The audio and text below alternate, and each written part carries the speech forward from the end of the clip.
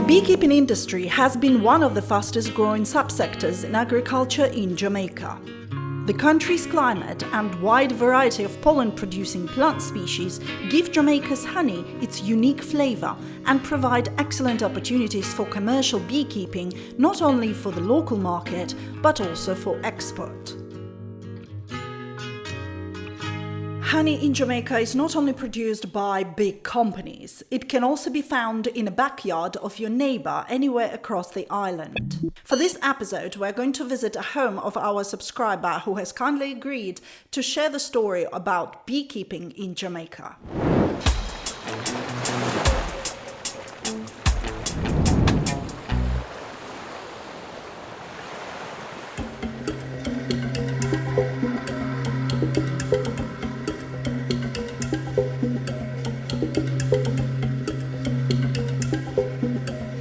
Beekeeping as a hobby it's a tricky thing. It's something you have to have the passion for. You have to have the general desire to do it and see it be successful, just like almost anything in life. But you really need to be passionate about it because it can be a lot sometimes. My name is SHELDON LEWIN. I'm a business intelligence analyst by profession and I'm a sideline beekeeper. Pretty much do my beekeeping in the general Mape and Clarendon area. And I've been doing this for the past 3 years. For me, beekeeping was a general curiosity, a means to provide an extra income on the side. And after pretty much trying it out, it has transitioned into something that's more of a, I would say, obsession, just to understand it and see it grow. That's something I really aspire to do. Alright, so this is one of the more secure bee suits that you could get. If you look at it, it's like a triple layer vented suit. So bees' sting would not be able to generally go through this. When you're getting hive suits, you want to ensure that you're getting at least 2+ your normal size. So it's recommended your bee suit is baggy and not tight. Now the gloves, I always recommend using more non-animal based. So this is a nitrile gloves. It's pretty much 8mm thick, and so the bees will not tend to be aggressive towards this kind of material and they are not able to sting through it effectively. In the apiary, you want to ensure you have a shoe that the bees won't necessarily be able to sting you through and actually go in. So how many suits do you have in total? For me, I have there about 5. So I tend to save them in my Amazon basket, and when they go on some extreme discounts, I just pick them up. I think that suit typically goes for like $200. Okay, I can see one problem in Jamaica, being in a tropical climate, and you get in this nice warm suit. So that's why it's a vented suit. So you find that you won't sweat a lot. When I used to have the other suit that are more fully closed in, then you sweat extremely a lot. So ladies and gentlemen, Big Bird. Okay. Yeah, so this is pretty much just a jacket. It doesn't have the legs portion. We just hook it here. And what you want to do is ensure that this little section is kind of sealed off. And then this, you put it on. You want to ensure here is sealed because they will find it. Squeeze in. Yeah.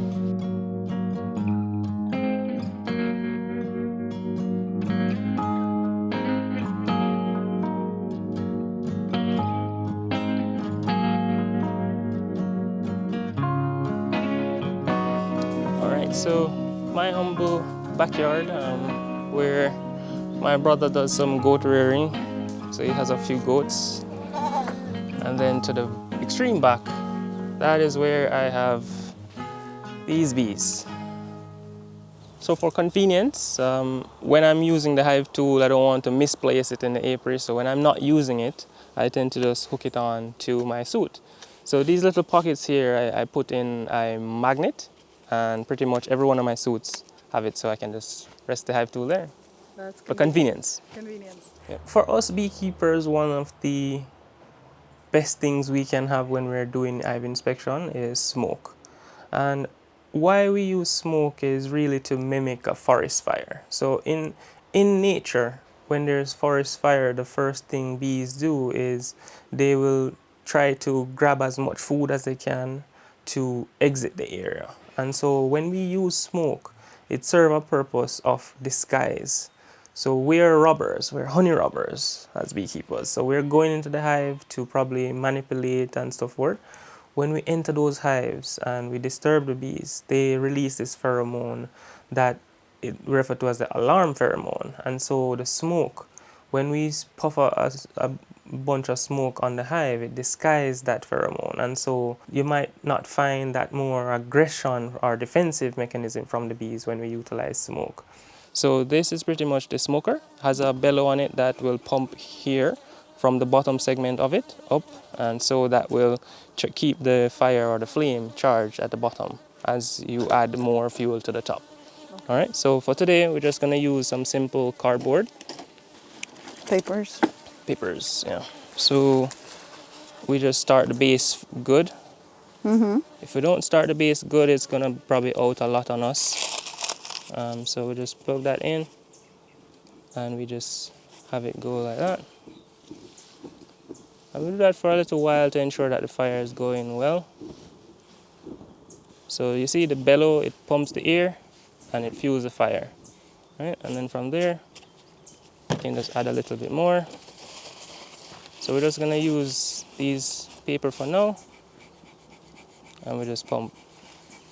And you see it produces a lot of air, and the smoke that's coming from it is not hot, and that's the crucial thing. So you want to ensure that no flame, active flame is in there. It's just pretty much the sparks that are keeping it going. And there you go. Oh, I see. So it's kind of directed as well. Yes, so it has the nozzle that you can point it wherever you want to shoot it. Is there any specifics to doing beekeeping in Jamaica? Well, to do beekeeping in Jamaica, the first thing you really need is the education. You need to understand about bees. You need to know how to take care of them, what they require to be successful. So generally in Jamaica, they recommend that you register with the Apiculture unit and you have an officer come out and inspect your general area to kind of give you advices on how to set them up and where is the ideal spot to set them up in your general area. But Jamaica is a tropical area. It has a diverse flora aspect to it, so beekeeping can almost be done almost anywhere.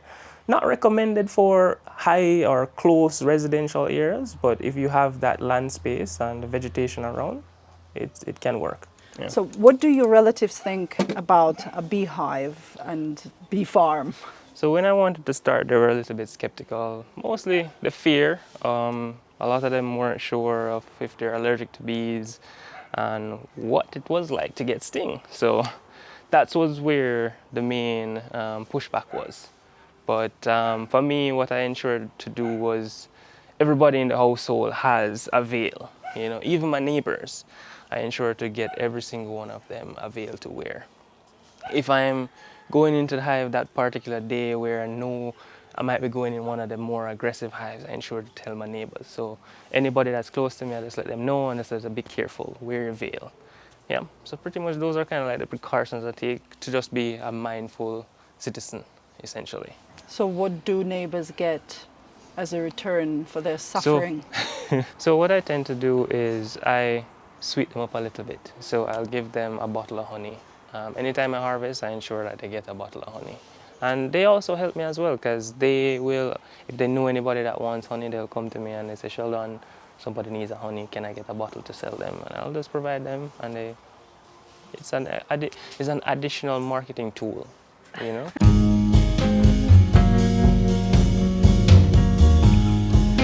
All right, so let's go. So in my apiary here, it's more situated to the back of the premises. And so you'll have them all lined out to the back and some in the middle here. Right now I'm testing the limit to see how much I can have in the backyard. Typically I don't want to really exceed production hives over 20. So I try to keep it at that count. However, what you'll see at the front here, these are for a specific process. So these are the hives, they refer to them as queen castles. So what you're seeing is compartments. So this hive has 3 compartments, and each of these compartments, I try to ensure that they have 3 colonies going. So each of them will have a queen. So that means if any of my production hives go down or not performing well, I have a young, vibrant queen to switch out into the production line.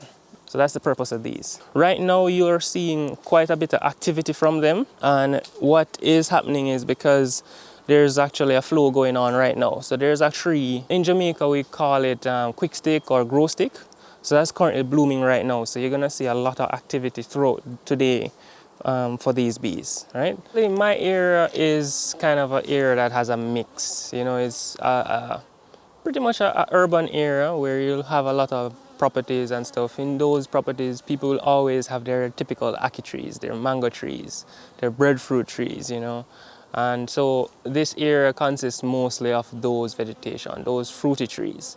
But then, like even behind me, you'll see there's a lot of development now. But prior to this, when I just started out, that was a woodland. So that had predominantly logwood trees over there, you know, and a lot of they refer to them as the grow stick trees. Those would bloom, and they always bloom early season.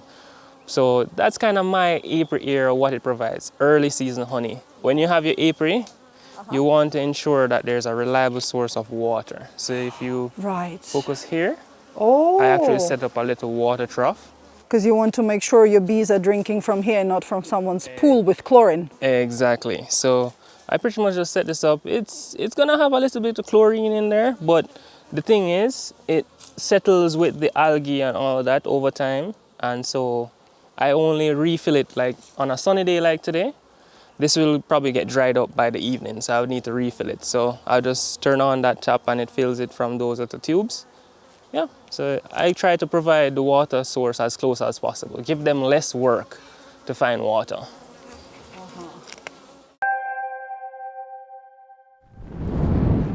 I find that people usually confuse what a hive is from what a colony. So a colony is the actual bees themselves and the area that they occupy, while a hive is the actual body or tool that they're in, that they're housed in. What I have here to show you is one of the typical hive bodies. This, what you're looking at, the top section, is called a deep hive. And these will hold 10 of these frames. And so you're seeing pretty much prepped frames. They have inside of it the wires to hold the wax foundation. So this, what you're looking at here, is actually beeswax. And I use a tool to emboss these small hexagonal patterns that mimic the comb. And once you give the colony this kind of frame, they tend to build it much quicker. So this is the same dimension in terms of length and width, but it's not as deep. And so you find you want to give the bees this to store honey. So these are how the hives are structured. As I mentioned, there are different hive bodies. So this is a deep. So you'll find that the queen is more confined to the larger segment of the colony itself or the hive body. And so these smaller boxes are what I try to ensure that predominantly surplus honey is up here. So right now these colonies are strong enough to maintain 2. And as you go through the apiary, you'll see where some are just having a single one on it because they're not that strong to maintain 2. My hives, all the stands are level, but to tip the hives a little bit forward to prevent water from backing up in the hive, I use these little board planks to tip it pretty much. And one thing, it's convenient for me because when I'm doing my inspection, I can rest my smoker on it. Oh. You know, so it's just simple little things you can do to make your life easier. So that's what I did. In Jamaica, the species of bees that we have is called Apis mellifera. And they kind of have subspecies to them, which are varying. You know, we have some that they refer to as Caucasian bees, Carniolians, Italians, European bees. In the 80s and 70s, when most of the importation of bees was happening, we had more straight bloodlines of those subspecies, but now that the law bars anybody from doing any importation of bees and any form of direct bee products, you'd find that the general type of bees we have now is more of a hybrid, a combination of those subspecies. So out of many one people. It's the same for the bees. Yes, it's the same for the bees. So this one is one of my calmer hives or less defensive hives. So this is one I'm going to go through with you today. The first thing is pretty much like a cover, and this is like a waterproof cover, so to prevent any water from settling on the board covers. In Jamaica, you might find people use more metallic aluminum sheets over their cover. I tend not to do that, and the reason being is that that metallic sheet attracts more heat on top of the hive. So if you realize, even in my covers, I have an insulation material.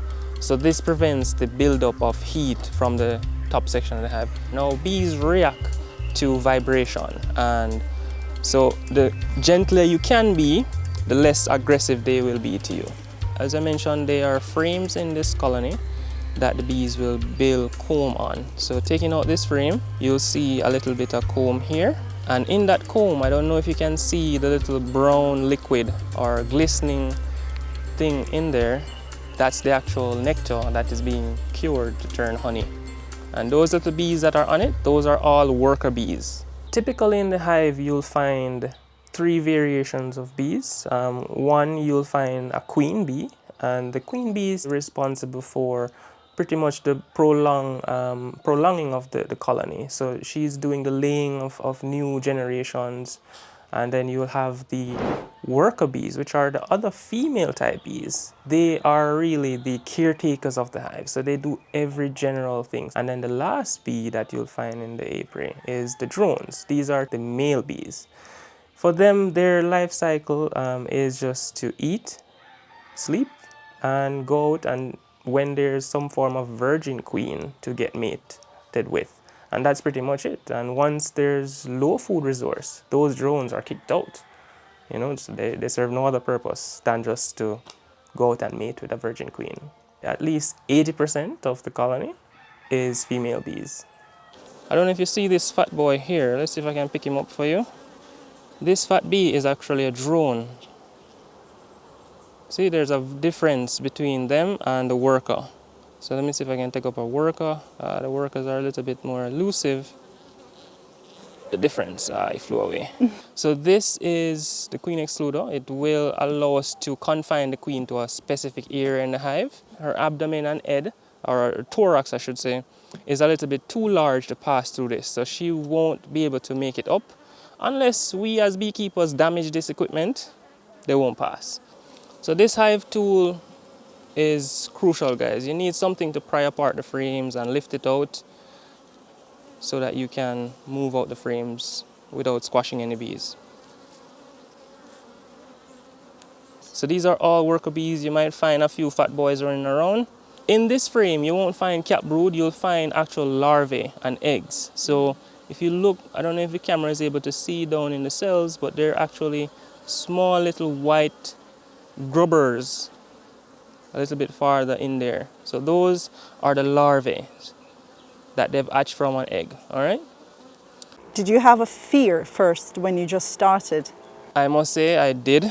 For quite a while, anytime I would be doing inspections, I would be trembling. I would be nervous when I'm going through the hives, and it took a while to get over it, but I think over probably a 6-month period, I was just very fearful of them. And it just so happened that I always got stung because I didn't have a very good bee suit then. So every time I come down here, I would probably get a sting in my back or on my arm. So it was just not a very good thing for me.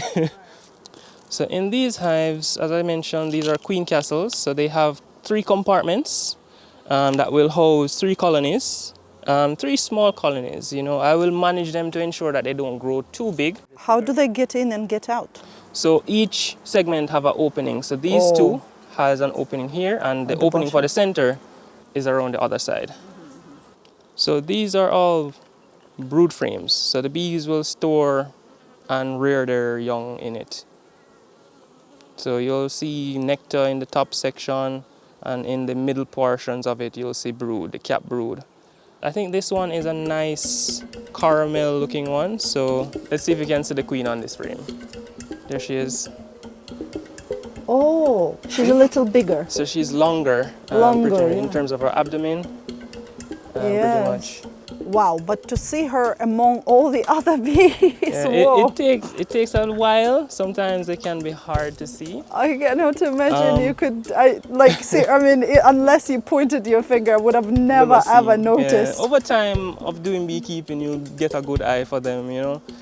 This one, we're fortunate that she is a little bit more of the caramels. Oh, she's laying in the cell right now. So she stuck her abdomen in there and laid in it. So yeah, I'm gonna put her back here. Yeah, let her do her business. Yeah.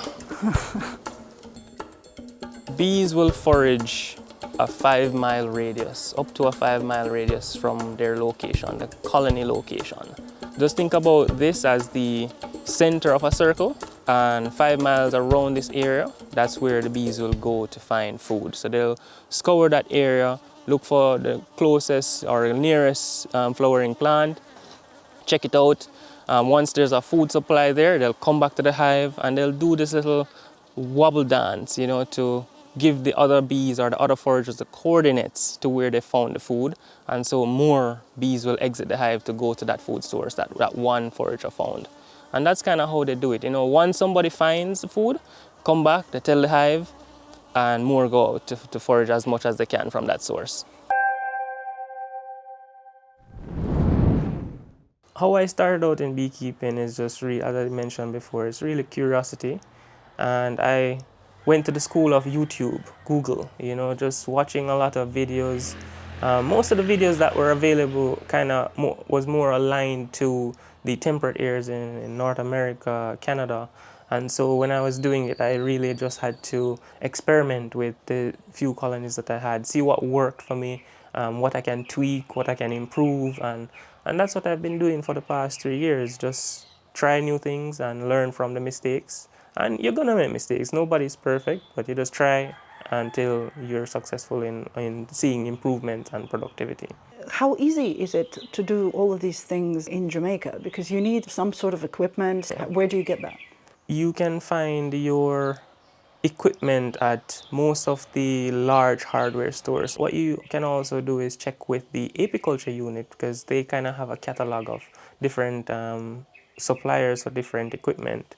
And so you can get your hive bodies and the different equipments like your hive tool, your smoke, or your suits, and so forth from those general areas. And in terms of the bees, I always recommend to people just check with the apiculture unit, or you could have beekeepers in your area that are willing to probably sell or donate a colony to you. There are also mechanisms like free bees. You know, there is such a thing as free bees where you can set up, they refer to it as swarm boxes.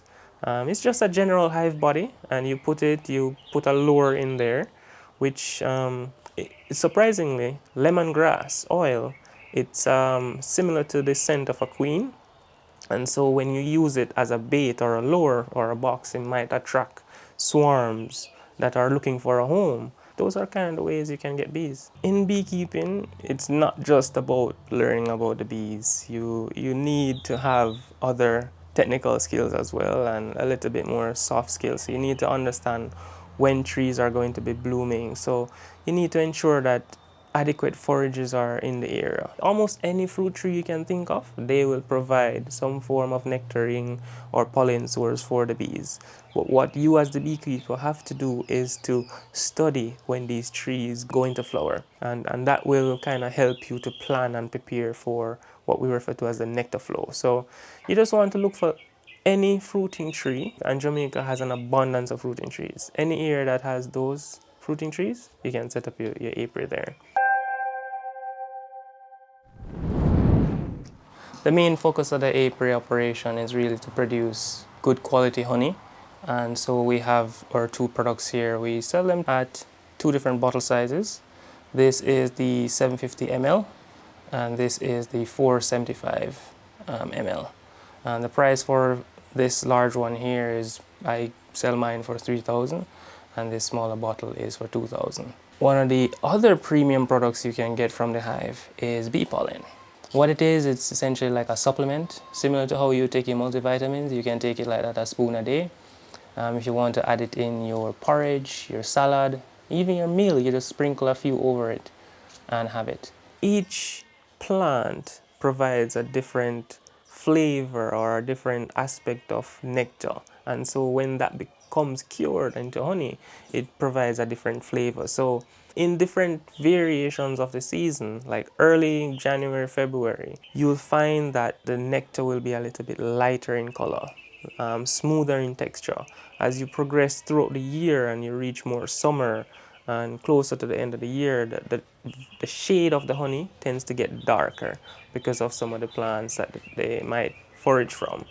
And the honey will also have a different smell. You know, some honey have a little sweety, the candy kind of smell, while some might have just a more flowery scent.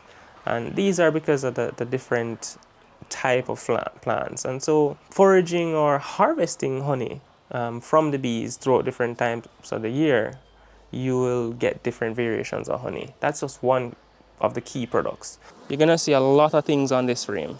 The comb consists of different things. At the top section here, these little white, orange looking capping, this is actually honey that's up here. So they refer to this little arch here as the honey arch on a brood frame. So if I scoop it out, that's actually honey. Yeah? And then as you move closer, you see these little patches of oranges. That's actually bee bread. So the bees will bring the pollen in and they pack it into the cells, cover it with a little bit of nectar and let it cure, and it becomes bee bread.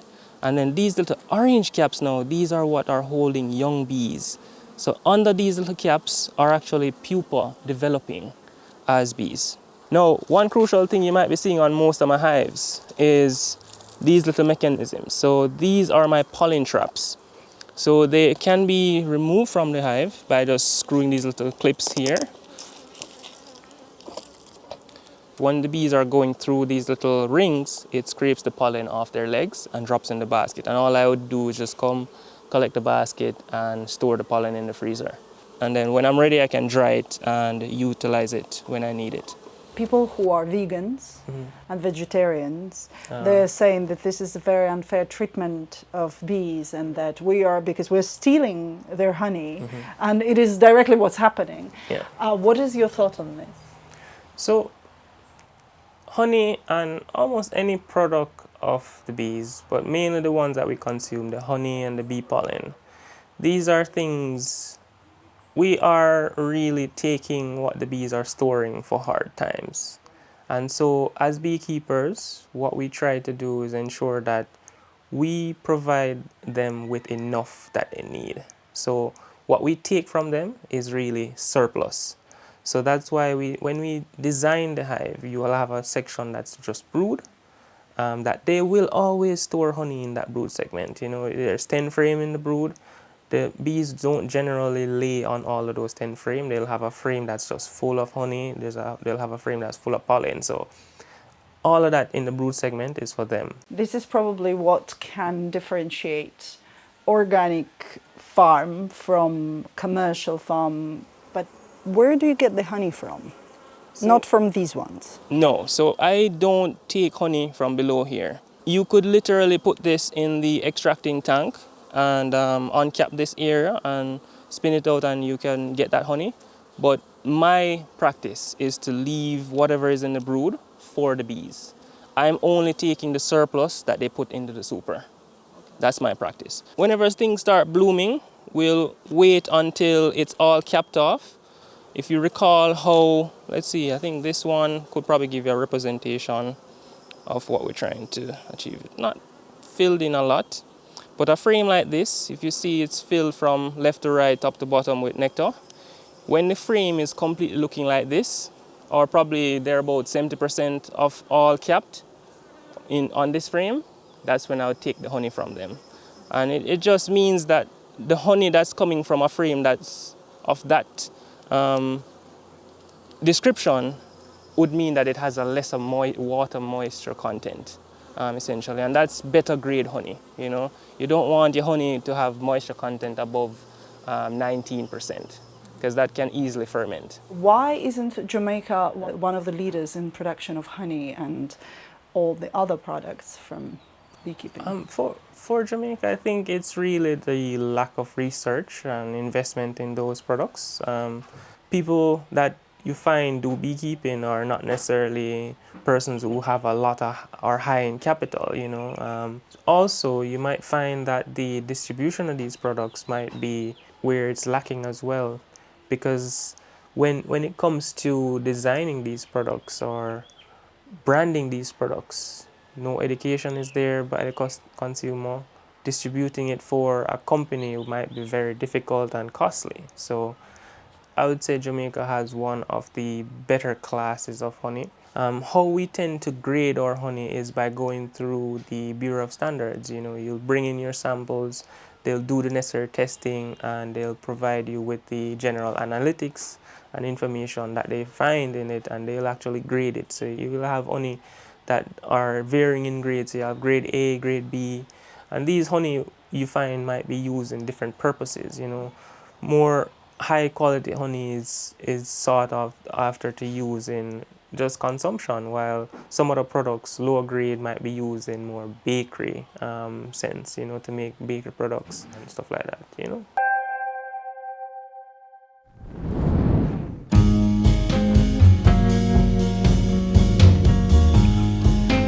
Why do beekeeping, especially in Jamaica? So what advice would you give to people why they should do it if they're interested?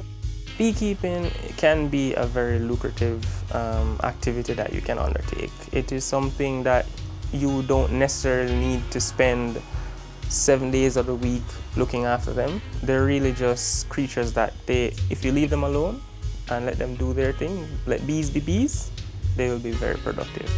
And so you can figure out how to maximize production from them, and so that's how it will be lucrative. So if you're somebody that wants to start beekeeping, I would say check in with your local apiculture unit officer. They will guide you in terms of when training is available, and so you want to ensure that you know how to take care of the bees, and so training is a must. Another thing you can also do is seek out various beekeeping associations. So each parish might have varying older generation beekeepers that are there that you can get mentorship from. Those are kind of the key things I would recommend you do before you start. Do some research, understand how to take care of the bees, understand what it needs to be successful with beekeeping, and then go on your adventure. Thank you so much. I really appreciate the time that you gave us for this, and I would like to tell everyone to check your YouTube channel. I'm going to include the link to your YouTube channel so that others can check, and your Instagram account. Instagram is a must. Thank you. Jamaica has the distinction of being one of the countries approved to export honey to the European Union, where the demand for this product is high. According to JAMPRO, Jamaica has already been exporting honey to several countries, including the United Kingdom, United States, Bermuda, and the US Virgin Islands. At the same time, this local industry is protected by the government, meaning the importation of honey and other bee products into Jamaica is restricted. And it's a good thing because we have our own. All of this makes beekeeping in Jamaica a great opportunity for local entrepreneurs. That's why I wanted to share this story with you, and I hope you have found this video useful. Thank you so much for watching, and special thanks to our top tier patrons for their continued support. If you wish to join them, please go to patreon.com/Jamaica with Diary. And I'll see you in the next one. Bye for now.